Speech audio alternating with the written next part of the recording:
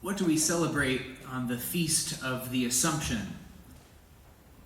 This belief has been ancient, really from the 2nd century, but it was only in 1950 that the Pope, Pius XII, confirmed in an official, a formal way, what people had believed, what Christians had believed from the beginning, that the Immaculate Mother of God, the ever Virgin Mary, having completed the course of her earthly life, was assumed, body and soul, into heavenly glory.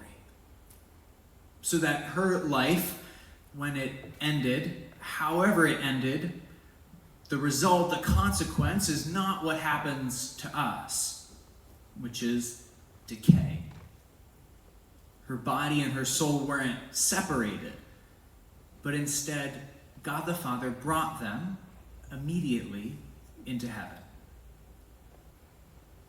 Interestingly, there had been Catholics petitioning the Pope for about 100 years before that, before 1950, asking for this, for him to confirm this belief that was kind of innate in people's hearts. And he goes through, in this letter in which he declares the dogma of the Assumption, who wrote to him that there had been this number of cardinals and this many archbishops and patriarchs and this number of priests. And then he gives the number of lay people who, over the course of several decades, had asked for this.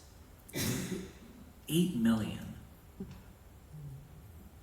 Why would 8 million people ask the Pope to say something, just one sentence, about something that happened 2,000 years ago to Jesus' mom? I think it's because, as human beings, we often suffer from a deep spiritual homelessness. Yeah, we may know where the town sends our water bill. We may know what the address is on our driver's license. But where are we going?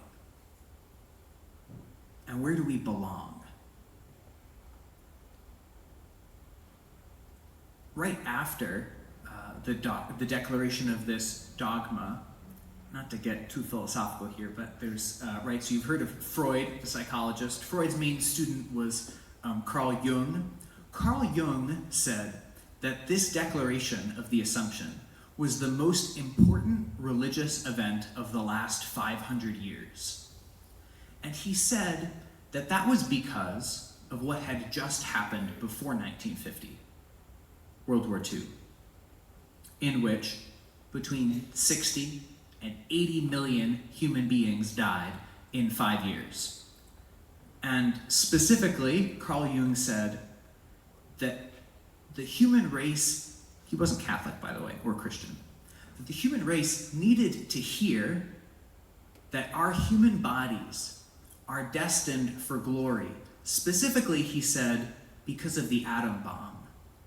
Because of how human beings had developed an ability to kill 300,000 human beings in 2 days. He said the whole human race was thirsting to hear something that would give them hope about their bodies. Well, we live in a time that's just as violent, and maybe when we feel even more confused about our bodies or disconnected from them or unsure of what they're for. What God does for Mary in the Assumption shows us what they're for. Our bodies aren't problems. They're not something that we're just relieved to get rid of at the end of our life, even though they can suffer so much, and we can suffer so much in our bodies. Instead, our bodies are created for glory. Our bodies, one day, God willing, are going to be united with God and share in all of his goodness.